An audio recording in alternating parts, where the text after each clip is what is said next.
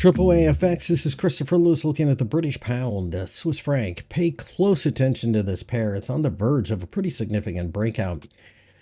Tuesday was a bit interesting. We dropped to the 1.12 level, but while most people were not paying attention, this is a market that has turned around. That turnaround could be a sign that we are getting closer to breaking out again. Really, at this point, it's somewhere around 112.80 that the walls come tumbling down, and I think we really start to see the market take off. This is a general anti-Swiss franc move, but the British pound has been a bit stronger than the US dollar, so it all ties together quite nicely. You get paid quite well to hang on to this trade, so it is also a positive carry.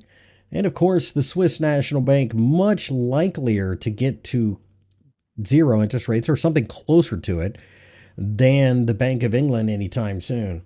The Swiss are notorious for killing their own currency because everybody runs to it. They don't like that. We're getting ready to get that golden crown, so I think this is a longer term play setting up, and I think as long as we can stay above 1.11, this is a market that has a real shot at turning things around and going to 1.15.